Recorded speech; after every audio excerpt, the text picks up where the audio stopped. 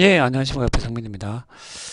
자, 우리 계속해 봅시다. 자, 원인 추론. 원인 추론. 예. 원인 추론의 대표적인 방법은 이제 미래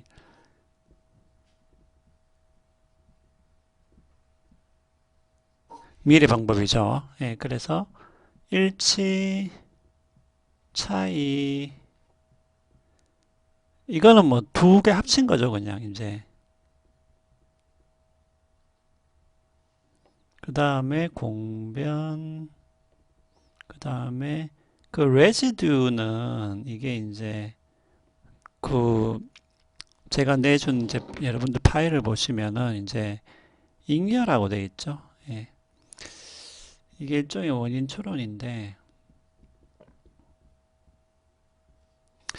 자, 여러분들 제가 이제 누차 강조하지만은 귀납 논증이라는 것은 결론이 참이라고 해서 아니죠, 거꾸로죠. 예. 전제가 참이라고 해서 이 결론이 반드시 참인 것은 아닙니다. 예. 자, 그 말은 뭐냐 하면은 우리가 어떤 원인을 추론했다고 해서 그 원인이 100%그 결과에 대한 원인이냐? 그건 아닐 수 있다라는 거죠. 예. 그리고 우리가 그 연역 논증이 아니라고 해서 그러니까 전제가 참일 때 결론이 반드시 참이 아니라고 해서 그 추론이 무조건 다 잘못됐다라고 이런 식으로 평가하면 안 된다라고 제가 이야기를 했습니다. 예, 그래서 연역 추론, 연역 논증 혹은 연역 추론을 평가하는 기준은 이제 타당성과 건전성이라고 이야기했고요.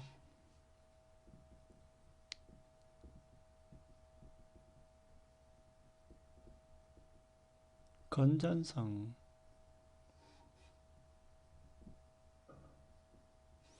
반면에 귀납 같은 경우는 이제 강하다, 약하다. 예, 강하다는 얘기는 그 귀납 추론의 결론이 참일 때, 전제가 참일 때 결론이 참일 개연성이 크다, 높다. 네, 그런 얘기가 되겠죠. 뭐 확률이 높다 이렇게 표현을 해도 상관없겠습니다. 예. 강약이죠. 강하다, 약하다. 예. 요렇게 평가 기준이 나뉜다고 보시면 되겠습니다. 자, 물론 예를 들면은 뭐 우리가 이제 뭐 수용 불가능성, 관련성, 충분성 이런 논증 평가 기준도 있었죠. 예. 거기서 이야기하듯이 예를 들면은 뭐 전제와 결론이 있는데 예를 들면 전혀 아무런 상관이 없더라. 예. 상관이 없더라. 이런 논증도 있을 수 있겠죠. 예. 그 이런 것 같은 경우에는 어떤 뭐 논증으로서 이제 뭐 좋지 않다, 좋은 논증이 아니다 이렇게는 말을 할 수 있겠죠. 예. 예. 그렇게는 말을 할 수 있겠지만은 우리가 귀납과 연역을 따질 때는 이제 이러한 기준으로 이야기를 한다라는 것을 여러분들이 알아두시고 예, 귀납 논증을 평가할 때는 역시 강하냐 약하냐 이렇게 평가하는 것이 좀 더 정확하다. 그래서 연역 논증을 평가하듯이 귀납 논증에다가 타당하다, 건전하다 이렇게 이제 말하기는 조금 힘들다는 것이죠. 예. 왜냐하면 귀납 논증이라는 것은 기본적으로 타당하지는 않죠.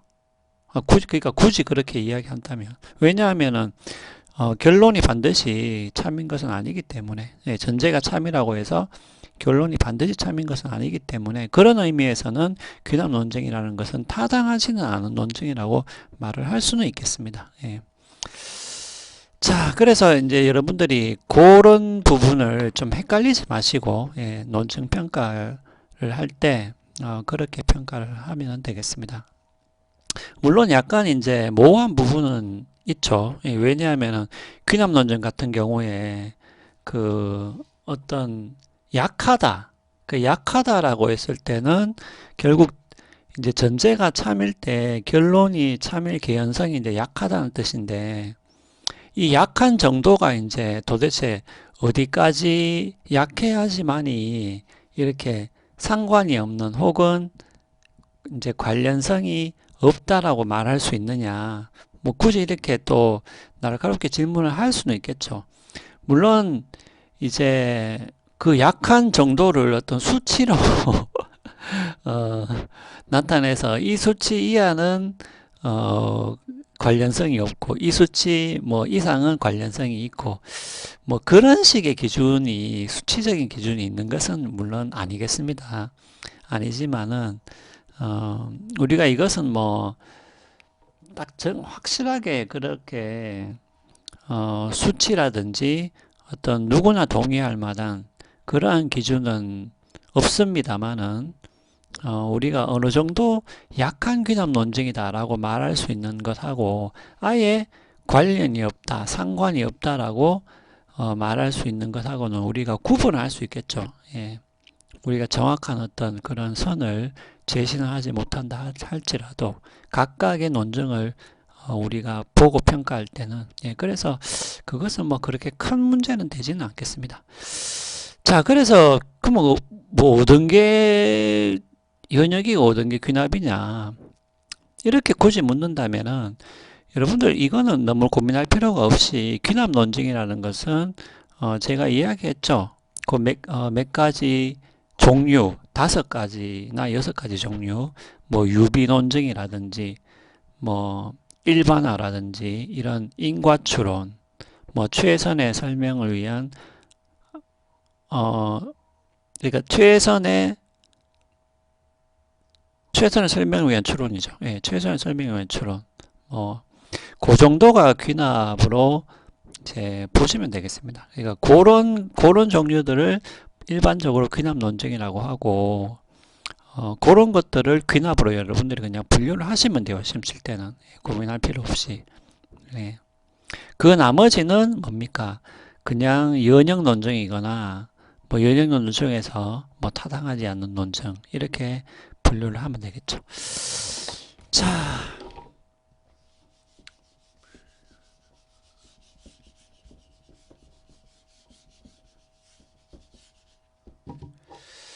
자, 미일의 방법은 예, 죄송합니다. 이게 갑자기 요게 뭔가가 묻으면은 소리가 잘 안 나더라고요. 자, 미일의 방법은 여러분들 제가 항상 이야기했다시피 표를 그리셔야 됩니다. 근데 그러니까 어떤 문제를 보고 이것이 미래 방법을 적용을 할까 말까를 고민을 할 때 첫 번째는 뭐냐면은 그 문제가 원인을 묻는 문제냐 이것을 따지셔야 돼요. 예. 원인을 묻는 문제가 아닌데 여러분들 미래 방법을 도입해서 문제를 풀다가 틀릴 수 있겠죠. 예, 그러니까 원인을 묻는 문제냐 요거를 자세히 보셔야 되고 일단 원인을 묻는 문제라면 두 번째는 이제 대상과 속성 여기서 속성이라는 것은 원인이 될 만한 속성을 이야기하는 겁니다. 그 다음에 결과 요 세 가지가 다 등장하는지 여러분들이 확인을 하셔야 돼요. 예. 그 요 세 가지가 다 등장한다면은 적어도 우리가 미래 방법을 사용을 해가지고 이제 이 결과에 대한 원인을 우리가 추론할 수 있겠습니다. 그러니까 미래 방법을 사용할 수 있다라는 거죠. 그러니까 이 두 가지를 다 보셔야 됩니다. 그러니까 문제 중에서 원인을 묻는 문제냐, 그리고 결과가 제시되어 있느냐, 그리고 그 결과를 야기한 속성이 제시가 되어 있느냐, 그 다음에 대상이 나오느냐, 이런 것들을 반드시 확인해 가지고 이런 것들이 나올 때만 미래 방법을 적용하시면 되겠습니다. 자, 그러면은 차이법 같은 경우에는 지난번에 우리가 설명을 했기 때문에 이것을 다시 뭐 똑같이 길게 설명을 하진 않겠습니다. 그러니까 차이법 같은 경우에는 여러분들이 적용을 할 때 반드시 확인해야 될 게 결과가 있다, 결과가 없다. 이 두 가지 경우가 일단 다 등장해야 돼요. 요거를 조심하셔야 됩니다. 그러니까 어떤 결과가 있다라는 것하고 어떤 결과가 없는 경우 이 두 가지가 다 등장을 해야 됩니다. 네.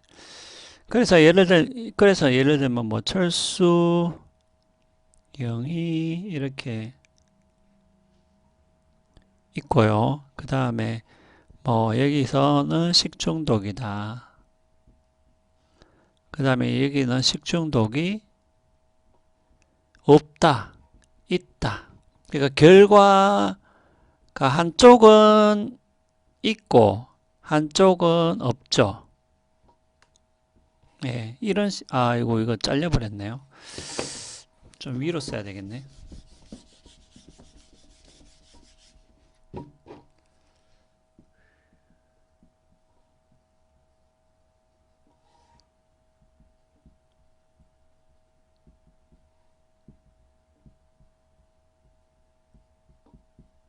일단 이런 식으로